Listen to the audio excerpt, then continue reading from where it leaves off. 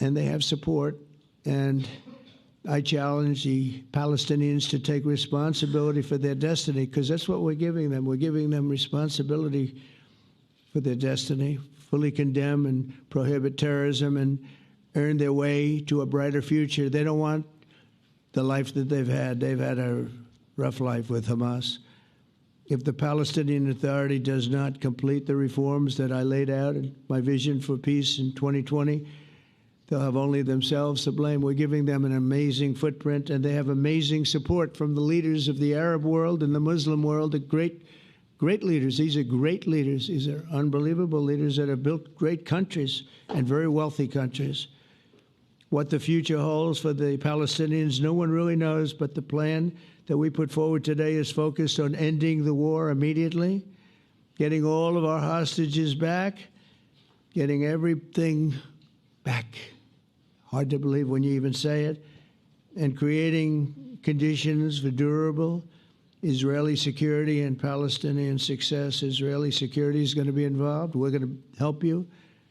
We'll be there with you in terms of helping with security. We want to make sure it works. We just want to make sure it works. There shouldn't be a shot fired. Now, there will be, I guess, because that's the way it seems to be, but there shouldn't have to be within a few days. There shouldn't have to be a shot fired.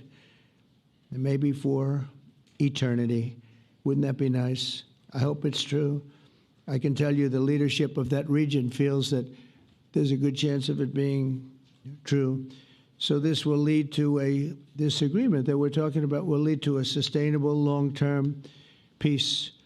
No president in history has been a greater friend of the state of Israel than I have, in addition to negotiating the Abraham Accords. I like to say it that way because the real people, that's what they call Abraham.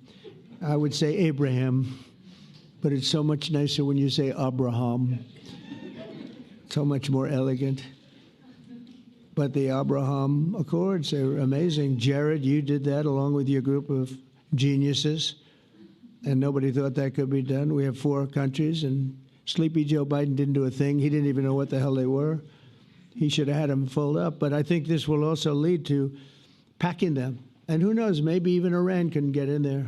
I hope, we hope we're going to be able to get along with Iran. I think they're going to be open to it. I really believe that. But they could be a member. I long ago said, I'll bet you at some point Iran will be a member of the Accords. And little did I realize it was going to take this turn. That was some turn we did with the B-2s.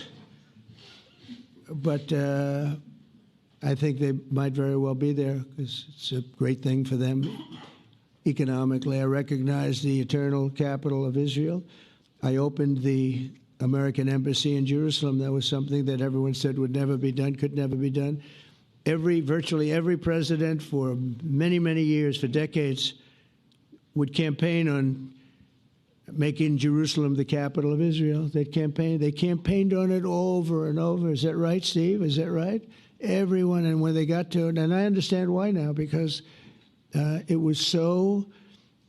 When I got to office, I campaigned on it too. I said, we're going to make it. And then I'd get calls from the leaders of various countries saying, please don't do it. Please don't do it. It'll end the whole world. Please don't do it.